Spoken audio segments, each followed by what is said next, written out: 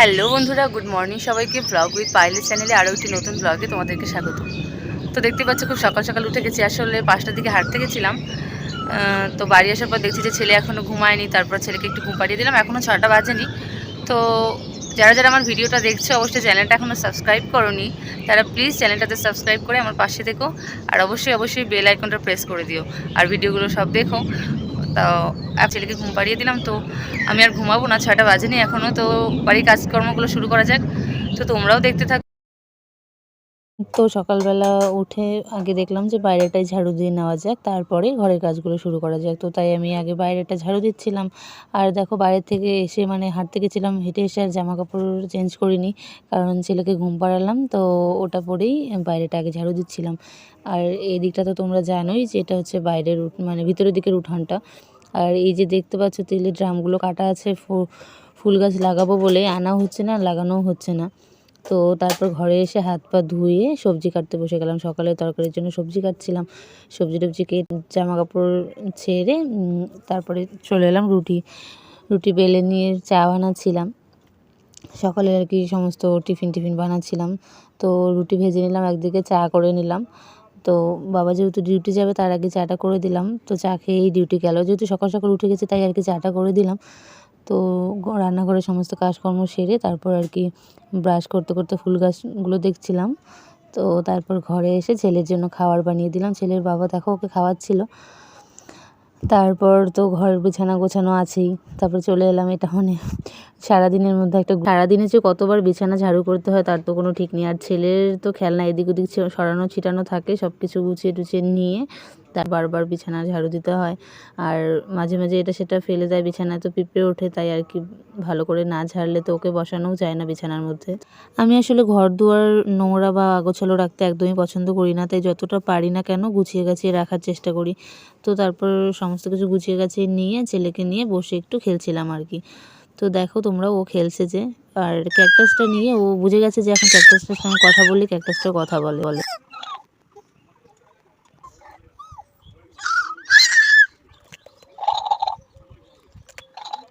এটা আর দুদিনও টিকবে না কিন্তু।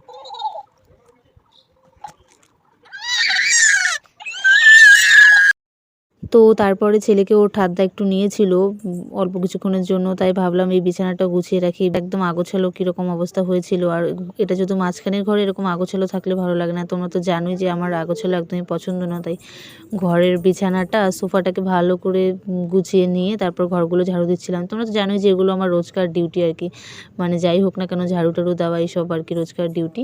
তারপরে তো ছেলে ঘুমাচ্ছিল, তাই ছেলের জামা কাপড়গুলো ধুয়ে দিলাম আর কি। আর ওদিকে তো উনি ঘুমাচ্ছেন, তো তাই যত তাড়াতাড়ি পারি কাজগুলো করে নেওয়া যাক বলেই আমি ওর বাবার কিছু গেঞ্জি টেঞ্জি ছিল আর ও বিছানার চাদরে পটি করে দিয়েছিল, তো সেগুলোই ধুচ্ছিলাম। তারপরে ধুয়ে টুয়ে নিয়ে অনেকক্ষণ চেষ্টা করলাম ঘুম থেকে ওঠানোর, তো উঠছে না, তো স্নান করে পুজো দিতে চলে গেলাম।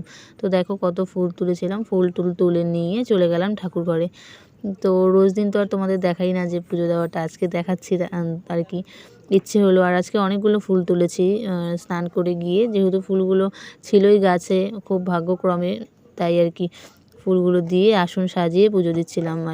আর যাই হোক না কেন ফুল গাছে যদি ফুল ভর্তি থাকে তো একটা দেখতেই আলাদা রকম ভালো লাগে।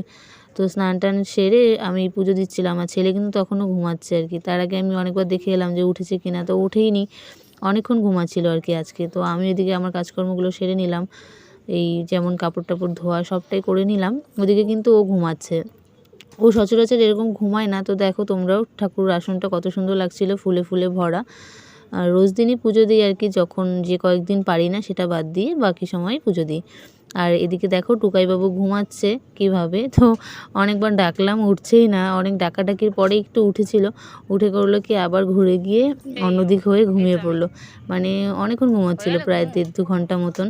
ও এরকম ঘুমাই না আসলে, মাম্মামকে একটু চান্স দিচ্ছিল আজকে কাজকর্ম করার জন্য। আর দেখো ওদিকে ঘুরে আবার ঘুমিয়ে গেল।